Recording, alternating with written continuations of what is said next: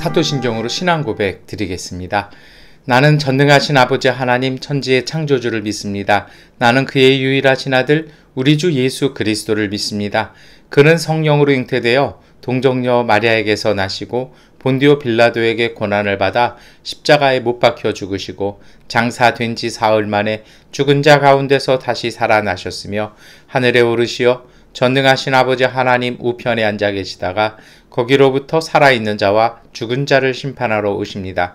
나는 성령을 믿으며 거룩한 공교회와 성도의 교제와 죄를 용서받는 것과 몸의 부활과 영생을 믿습니다. 아멘. 찬송가 552장 찬송 드리겠습니다.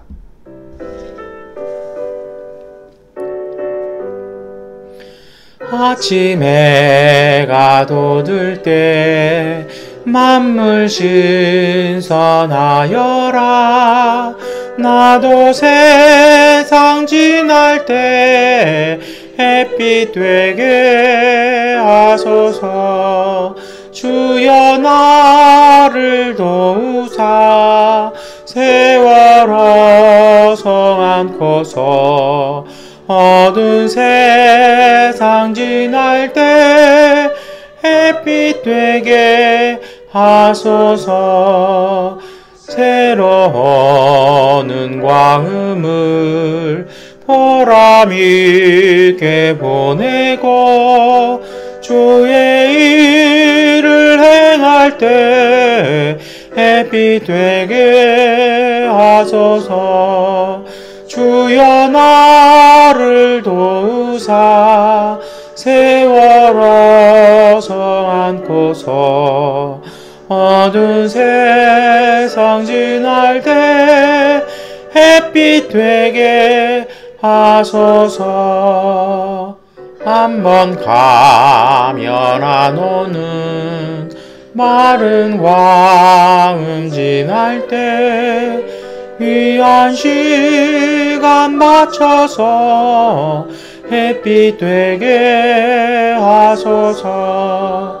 주여 나를 도우사 세월 어성 않고서 어두운 세상 지날 때 햇빛 되게 하소서.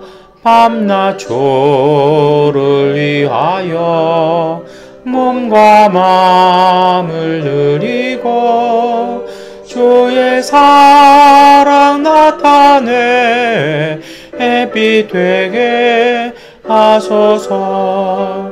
주여 나를 도우사 세월 어성 않고서 어두운 세상 지날 때 햇빛 되게 하소서.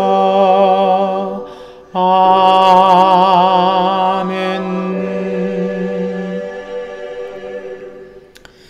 누가복음 5장 33절부터 39절까지의 말씀을 세번역번 성경으로 함께 읽겠습니다. 사람들이 예수께 말하였다. 요한의 제자들은 자주 금식하며 기도하고 바리새파 사람의 제자들도 그렇게 하는데 당신의 제자들은 먹고 마시는군요. 예수께서 그들에게 말씀하셨다. 너희는 혼인잔치의 손님들을 신랑이 그들과 함께 있는 동안에 금식하게 할 수 있겠느냐? 그러나 신랑을 빼앗길 날이 올 터인데 그날에는 그들이 금식할 것이다. 예수께서는 그들에게 또 비유를 말씀하셨다. 새 옷에서 한 조각을 떼어내서 낡은 옷에다가 대고 깁는 사람은 없다. 그렇게 하면 그 새 옷은 찢어져서 못쓰게 되고 또 새 옷에서 떼어낸 조각은 낡은 옷에 어울리지도 않을 것이다. 새 포도주를 낡은 가죽 부대에다가 넣는 사람은 없다. 그렇게 하면 새 포도주가 그 가죽 부대를 터뜨릴 것이며 그래서 포도주는 쏟아지고 가죽 부대는 못쓰게 될 것이다. 새 포도주는 새 부대에 넣어야 한다. 묵은 포도주를 마시고 나서 새 포도주를 원하는 사람은 없다. 묵은 포도주를 마신 사람은 묵은 것이 좋다고 한다. 아멘. 네, 우리 누가복음 5장 33절부터 39절까지의 말씀, 이 새 포도주와 그 묵은 포도주의 비유로 유명한 말씀 함께 읽었습니다. 우리 이번 주간은 우리 골로새서 1장을 좀 주로 묵상을 했어요. 그러면서 우리 한 3일간은 정말 하나님의 뜻을 깊이 아는 것, 그리고 그것들을 실천해 보는 것에 대해서 묵상하고 기도했는데요. 오늘도 이어지는 말씀이라고 보시면 됩니다. 여러분, 그것을 하기 위해서 정말 또 어느 단계 가다 보면 한계가 이렇게 오거든요. 그 한계를, 그 신앙의 생활에, 어떤 경건 생활의 한계를 넘어가는 그 정말 중요한 포인트가 있습니다. 그것이 오늘 본문 말씀인데요. 오늘 본문의 말씀 보면은요, 이 사람들이 이제 예수님을 비평하는 거예요. 그러니까 이게 보통 때는 바리새파 사람들이 태클을 걸었잖아요. 그러니까 이게 사람들이 예수님을 공격하는데 뭐라고 얘기하냐면, 요한의 제자들도 자주 금식하고 기도하고 바리새파도 그러는데 그 선생님의 제자들은 먹고 마시고 놀기만 하고 뭐 그래요 하면서 이렇게 딱 얘기하시는 것이죠. 그러니까 요즘 우리 시대의 말로 좀 이렇게 쉽게 정리를 하면, 아니 다른 그 뭐 요한의 제자나 아니면 뭐 바리새파 사람들은 경건해 보이는데, 아니 당신 제자들은 하나도 경건해서 우리가 좀 신뢰가 안 가요. 그래서 왜 그러시는 거예요? 그래서 우리 믿어지지가 않아요. 이런 얘기 지금 딱 하는 거거든요. 많은 분들이 이 말씀을 바리새인이 한다라고 생각하는데, 이게 아니라 일반 사람들이 이렇게 얘기했다라는 거예요. 근데 여러분 생각을 해보세요. 바리새파 사람들이야 목적의식이 있잖아요. 그러니까 이제 어떻게든 뭘 하려고 막 와서 논쟁을 벌이지만, 보통 사람들이 이런 얘기 할까요? 그 얘기를요, 이렇게 와서 딱 할 정도라면 이게 많이 있다라는 것이죠. 이게 정말 팽배해 있었다라는 거고, 어느 정도 불만이 꽉 찼다라는 것입니다. 요즘 우리 시대 이야기로 하면 좀 껄렁껄렁해서 이게 도대체 신뢰가 안 갑니다. 뭐 이렇게 거룩해 보이지도 않고, 뭐 그래요. 왜 당신은 그런데 왜 제자들은 저 모양입니까? 하면서 얘기할 때는요, 좀 이게 좀 심각한 상황인 것이죠. 예수님께서요, 거기에 대해 답변하는 얘기십니다. 그러면서 뭐 혼인잔치 이야기를 또 하시잖아요. 그래서 그 이야기도 하시는데, 그걸 잘 이해를 못하니까 이제 비유로 딱 얘기를 하시죠. 그러니까 비유로 얘기하신다는 건 알아들을 사람만 알아들으라는 이야기도 합니다. 그러면서 이 36절부터 그 펼쳐지는 비유, 우리가 잘 아는 것이잖아요. 어떤 것입니까? 새 옷 조각에서 한 조각을 떼어서 낡은 옷에 대는 사람 없다라는 것입니다. 그러면 새 옷은 이게 찢어지고, 낡은 옷은 이게 고대 섬유는 이게 좀 수축하고 이렇게 팽창하는 게 틀려서, 그렇게 하면 옷이 어울리는 누더기가 되는 거잖아요. 그럼 옷 두 벌을 버리는 거거든요. 이게 맞지 않다라는 겁니다. 그리고 두 번째로 딱 37절부터 포도주 비유를 얘기하시죠.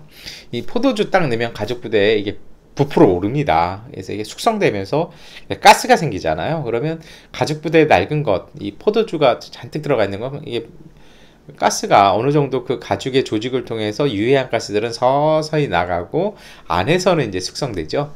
뭐 그리스나 유럽에서는 나중에 기술이 개발된 다음에 이걸 오크라는 나무통에 놓고 발효합니다만, 이 시대까지는 아직 그렇게 목재가 없는 곳이잖아요. 그래서 가죽 부대에다 이렇게 놓고서 발효를 이렇게 해나갑니다.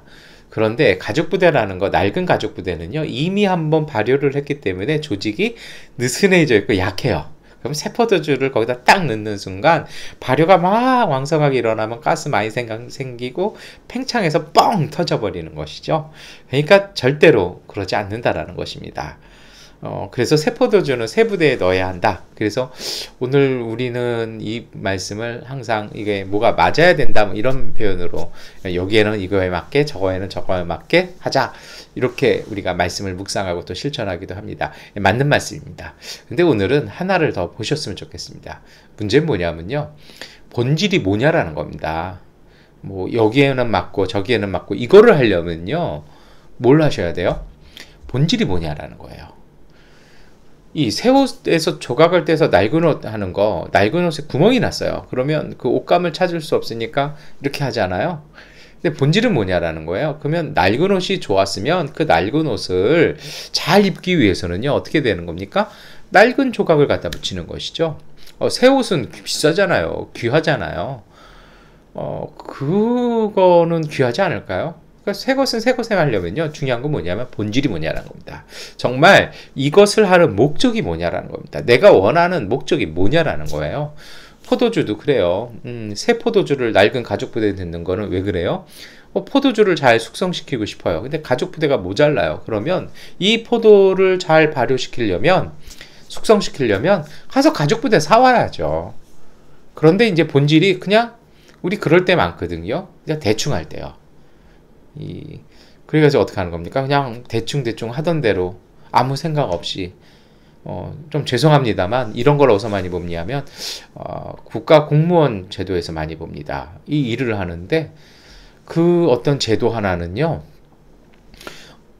국민들 중에 어려움 처해 있는 사람들을 보호하기 위해서 그 제도를 만들었어요. 그러면 사실은 우리나라든 뭐 미얀마도 똑같은 것 같은데요. 어떤 거냐면 그 일선 공무원에게 재량권을 줘야 합니다. 그 제도를 어느 정도 읽고 해석해서 상황에 맞추어서 그것을 적용할 수 있는 재량권을 줘야 되는데 현대사회는 이게 사실 많이 없습니다. 왜 그래요?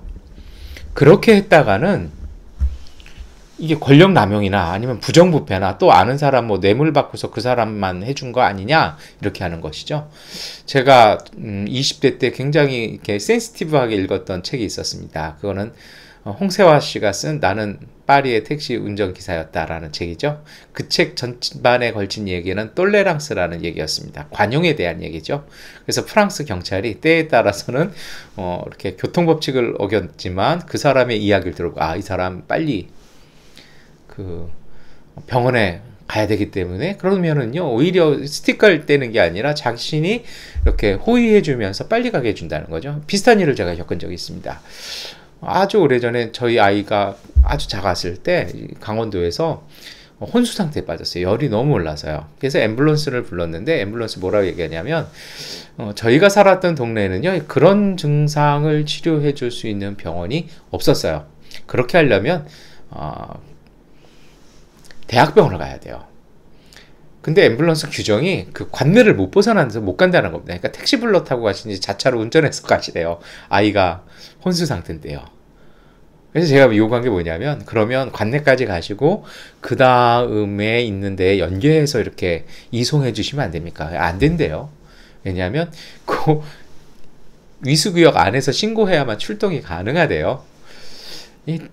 참 그런 거죠. 알았다 그러고 결국은 제가 운전해가지고 막 간 경험이 납니다만 이 뭐예요? 목적이 뭔지 모르는 거예요. 왜요? 그거를 사회가 용납해주지도 않고 그렇게 했을 때 내가 불이익을 받기 때문입니다. 왜요? 이게 왜 규정 위반했냐? 왜 너 혹시 그 사람한테 뭐 편의를 제공받은 거 아니냐? 이렇게 따지고 들면요. 또 누가 이거는 그 사람은 해주고 왜 난 안 해줘요? 이러면 전체적인 틀이 깨지는 거잖아요. 어쩔 수 없는 일인 것 같아요. 그런데 좀 안타까운 게 있습니다. 오늘 예수님은요 분명히 얘기하시는 겁니다. 목적이 뭐냐라는 겁니다. 그걸 깨달아야 됩니다. 거기에 맞게끔 하라는 것입니다. 오늘 예수님의 제자들이 경건해 보이지 않습니다. 왜 그럴까요? 그들은 지금 사역자가 아닙니다. 그들은 배우고 있는 사람들이었습니다. 누구를 향해서 경건을 보일 때가 아니고요. 그들은요 예수님을 향해서 충분히 배워야 할 때였습니다. 그러니까 무슨 얘기냐면요. 아직 배움의 단계에 있는 사람들에게 오버하는 걸 얘기하는 거죠. 좀 우리 시대 얘기하면 이렇게 볼 수 있을 것 같아요. 신학대학 1학년 된 사람한테 한 20년 이상 목회한 사람의 경거를 요구하는 거랑 똑같아요. 오늘은 좀 제가 예를 많이 드립니다만 제가 깜짝 놀란 게 있었습니다. 저도 신학교 딱 들어갔을 때 양복안 입고 온 게 저하고 지금 중국 선교사가 있는 친구하고 둘밖에 없었어요. 다 양복을 입고 007 가방들을 들고 왔어요. 좀 이해가 안 됐어요. 근데 중요한 건 문제는 뭐냐면 제가 이제 학생까지 불려갔다라는 거죠. 품행이 방정치 못하다라는 이유로요.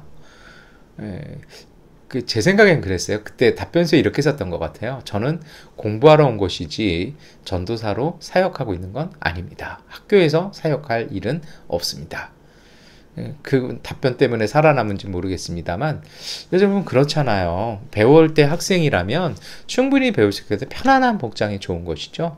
불편하고 비싼 양복에 007 가방 이제 고등학교 갓 졸업했는데 이건 맞지 않는다라는 것이죠. 아마 예수님도 이렇게 얘기하신 것입니다.